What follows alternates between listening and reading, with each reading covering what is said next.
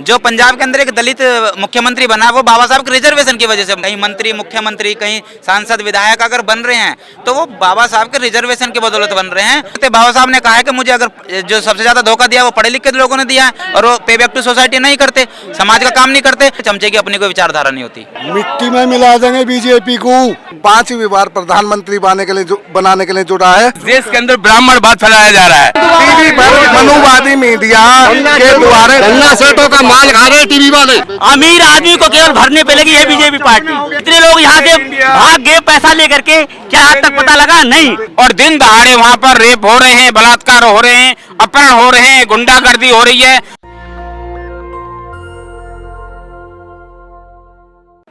इस वक्त हम लोग दिल्ली में बहुजन प्रेरणा केंद्र पर हैं। आज राजनीति के रसायन शास्त्री काशीराम जी का परिनिर्वाण दिवस है। और एक दिलचस्प बात, पंजाब में जब मुख्यमंत्री बनाए गए चरणजीत सिंह चन्नी, तो उन्होंने बहन जी को धन्यवाद किया। मान्यवर काशीराम को कहा कि उस मिशन की देन है कि आज मैं मुख्यमंत्री बना हूँ। तो जो बहुजन मिशन की शुरुआत मान्यवर काशीराम साहब ने की थी, क्या सच में उसका असर है कि पंजाब में आज दलित सीएम है? पहली बार पंजाब को दलित सीएम मिला। उसके पीछे वो श्रेय दे रहे हैं मान्यवर काशीराम साहब के मिशन को। हमारे साथ यहाँ प्रेरणा केंद्र पर बहुत सारे लोग आए हुए हैं, जिसमें से बहुजन समाज पार्टी के लोग भी हैं। उनसे हम बात करेंगे और जानेंगे कि एडवोकेट सुनील कुमार जी हैं। आप बताइए कैसे देखते हैं इस समय के परिदृश्य में जिस तरह से पंजाब में दलित सीएम बना, और इसके पीछे एक बड़ा कारण बताया जा रहा है कि बहन जी का अकाली दल से गठबंधन, और उन्होंने खुद शुक्रिया अदा भी किया है। देखिए, मैं कहना चाहता हूँ कि जो बाबा साहब की विचारधारा है, जो मान्यवर काशीराम साहब की विचारधारा है, और जो एक दलित कम्युनिटी है, उनको जो अधिकार मिल रहे हैं वो सिर्फ ओनली बाबा साहब के रिजर्वेशन की बदौलत मिल रहे हैं। जो पंजाब के अंदर एक दलित मुख्यमंत्री बना है वो बाबा साहब के रिजर्वेशन की वजह से बना है, वो ना कि कांग्रेस की इच्छा से। अगर बाबा साहब का रिजर्वेशन नहीं होता तो एमपी एमएलए नहीं होता, एमपी एमएलए नहीं होता तो मंत्री नहीं बनाते। तो मैं ये कहना चाहता हूँ कि जो दलित जो कम्युनिटी है, अगर वो सिर्फ कहीं मंत्री, मुख्यमंत्री, कहीं सांसद, विधायक अगर बन रहे हैं तो वो बाबा साहब के रिजर्वेशन की बदौलत बन रहे हैं। और जो विचारधारा है, जो बाबा साहब की और मान्यवर काशीराम साहब की विचारधारा, उसको बहन जी सिर्फ पूरे देश के अंदर लेके चल रही हैं। लेकिन जो लोग रिजर्वेशन से बन रहे हैं मुख्यमंत्री, आप राजनीतिक रिजर्वेशन की बात कर रहे हैं, या सीएम तो नहीं है, एमएलए बन रहे हैं, एमपी बन रहे हैं, ये सारे लोग तो पार्टी के लिए काम करते हैं। जैसे बीजेपी में जो एससी कैंडिडेट है, ठीक है, एमएलए है या एमपी है, तो वो तो कभी आपके मुद्दों के लिए मुखर नहीं होता। तो हम तो इस बात के लिए कहते हैं कि राजनीतिक रिजर्वेशन की कोई जरूरत नहीं है, इसको खत्म कर देना चाहिए।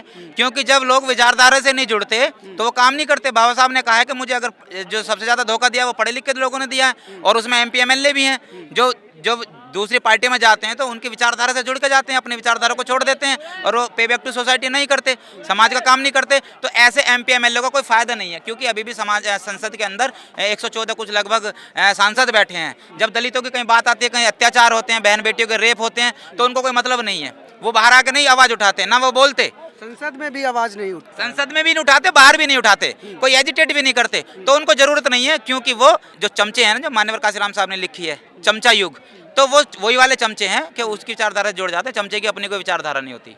क्या हाथरस पे अगर आप लोगों की बात माने तो बीजेपी में भी बहुजन समाज से एमपी हैं, एमएलए हैं, उस पार्टी में भी हैं, लेकिन हमने देखा कि हाथरस पे बीजेपी का कोई नेता नहीं बोला। हमने कांग्रेस को देख लिया, अब कांग्रेस कहाँ है ये भी आपको मालूम होगा।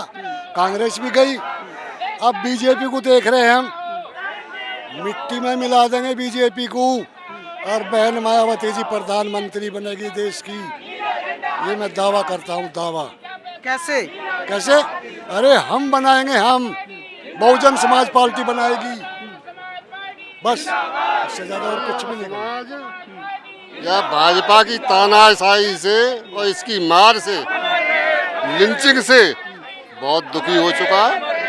अब बहुजन समाज सारी पार्टियों को देखने के बाद बहुजन समाज पार्टी में आस्था लगाए बैठा है।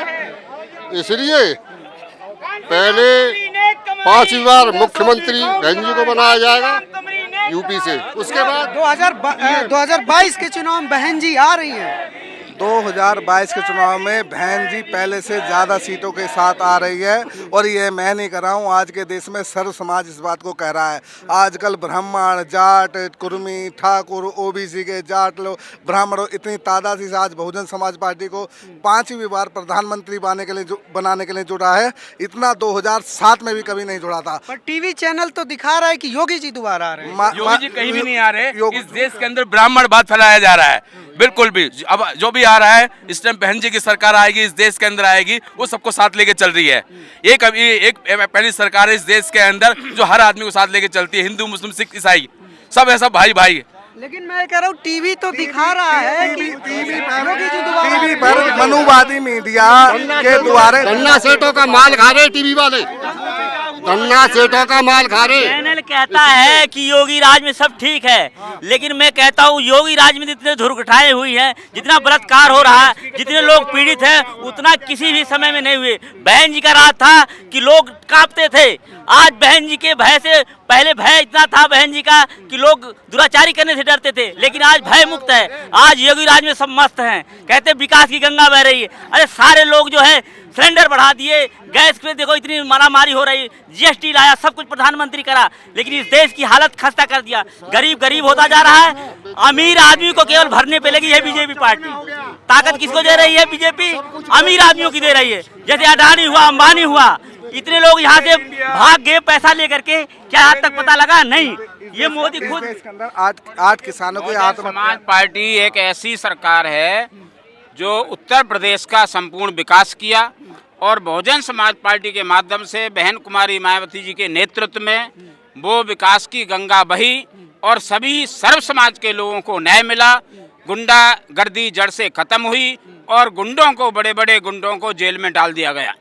और बहुजन समाज पार्टी के नेतृत्व में, बहन कुमारी मायावती जी के नेतृत्व में शिक्षा के क्षेत्र में मेडिकल कॉलेज, योगी जी भी तो योगी जी कहते हैं कि सबसे ज्यादा गुंडों का सफाया उन्होंने किया है। गुंडों का सफाया सबसे पहले बहन कुमारी मायावती जी ने किया।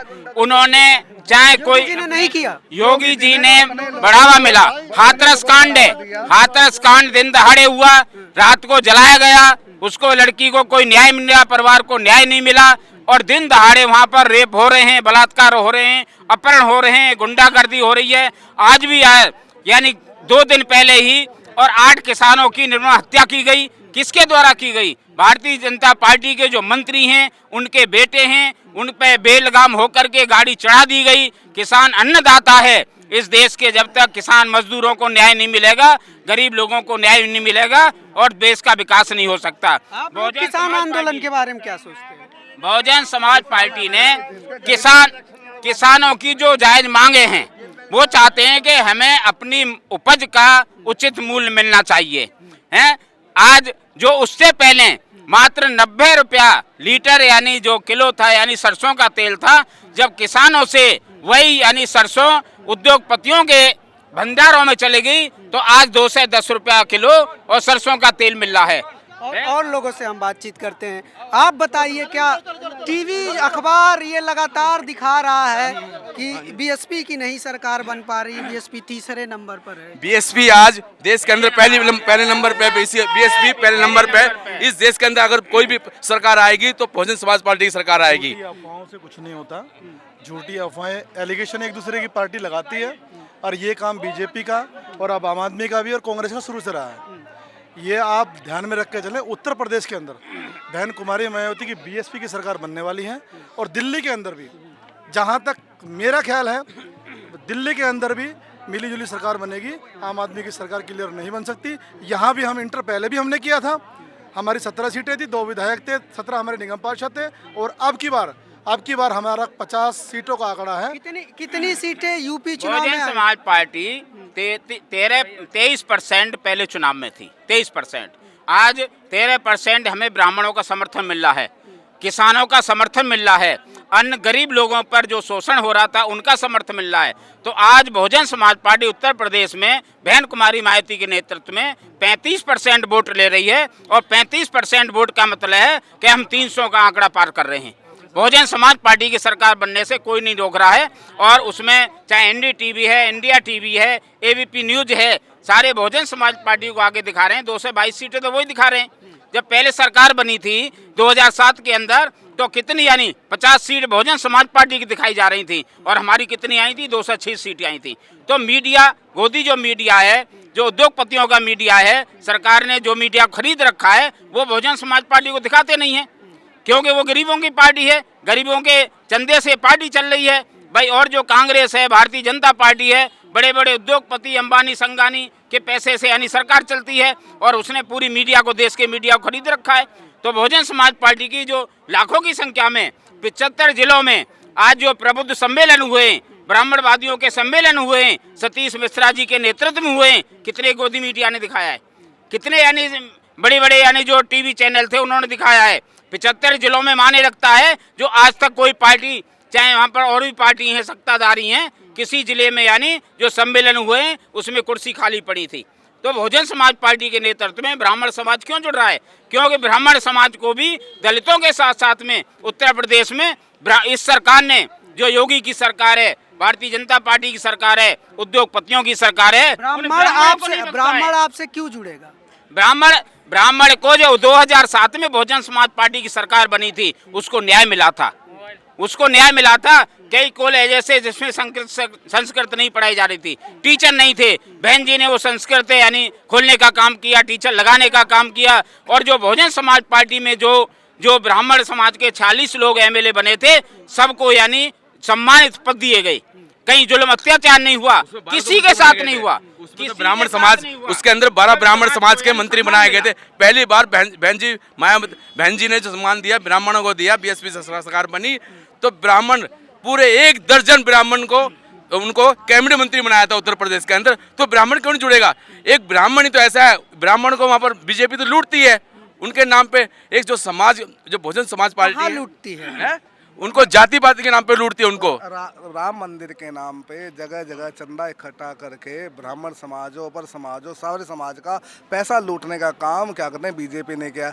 आज भी राम मंदिर के नाम पर जो पैसा इकट्ठा गया, आप वहाँ जाके देख लिए अयोध्या में, वहाँ अभी कोई नींव भी नहीं पड़ी हुई है। माननीय सतीश चंद्र मिश्रा जी ने जब पहला प्रबुद्ध सम्मेलन जो चालू करा था वो वहीं से करा था और सतीश मिश्रा जी ने, ये महिलाओं से भी हम बात करते हैं। मैं एक धन्यवाद करना पाता हूँ, जैसे आपके माध्यम से मीडिया जो दिखाती है, सोशल मीडिया, ट्विटर मीडिया, जो आपकी मीडिया है, ये छोटी मीडिया, मैं तो उनका धन्यवाद करना चाहता हूँ। धन्यवाद जो आप हमारा एक प्रचार कर रहे हो और हमें दिखा रहे हो। नहीं, कोई भी मीडिया, जितनी भी बड़ी से बड़ी मीडिया देखने का काम करती है, हमें कभी नहीं दिखाया जाता। जो आपका जो चैनल है, मैं भाई साहब आपका धन्यवाद करना चाहता हूँ इस मीडिया का, जिस माध्यम से आप हमारा सम्मान कर रहे हो, जो हमारे इंटरव्यू नहीं, हमारी पार्टी और हमारे लोगों की औकात क्या जोड़ी थी। मैं तो आपको धन्य करता हूँ, आपको नेशनल चैनल को धन्य करता हूँ। बिल्कुल, Bahujan Samaj party, Bahujan Samaj party, Bahujan Samaj party, Bahujan Samaj party ने 6 नेशनल यानी यूनिवर्सिटी बनाई है, 5,500 प्राइमरी स्कूल खोले, 5,000 इंटरमीडिएट कॉलेज खोले, समझे, 200 डिग्री कॉलेज खोले और पॉलिटेक्निक कॉलेज खोले। आज बता दो, आजकल किसी इस बात से इनकार नहीं किया जा सकता है कि बहन जी के शासन में जिस तरीके का विकास हुआ और जो विकास के कार्य हुए, उसकी तुलना बाकी की सरकारों से अगर आप करेंगे तो बाकी की सरकारें फिसड्डी साबित होंगी। और अगर आप लॉ एंड ऑर्डर का देखेंगे तो भी उस दौर का लॉ एंड ऑर्डर आज भी एक आइडियल बना हुआ है, लोगों के लिए एक एग्जाम्पल दिया जाता है। आपकी इन सब बातों पे जो भी बातचीत हुई, इस पर क्या राय है हमें कमेंट करके ज़रूर बताएं। और आप क्या जानते हैं, क्या समझते हैं, 2022 में किसकी सरकार बनने वाली है, ये भी ज़रूर बताइए। ऐसी तमाम अपडेट और खबरों के लिए आप जुड़े रहिए हमारे साथ और देखते रहिए नेशनल दस्तक। कैमरामैन आशीष के साथ मैं अनमोल प्रीतम, बहुजन प्रेरणा केंद्र, दिल्ली। नेशनल दस्तक की आपसे गुजारिश है कि अगर इसको बचाना चाहते हैं तो नेशनल दस्तक को सब्सक्राइब करने के लिए रेड कलर के सब्सक्राइब बटन को दबाएं, फिर बेल आइकन की घंटी दबाएं। नेशनल दस्तक को बचाने के लिए बहुत जरूरी है कि हर खबर को शेयर करें, लाइक करें, कमेंट जरूर करें।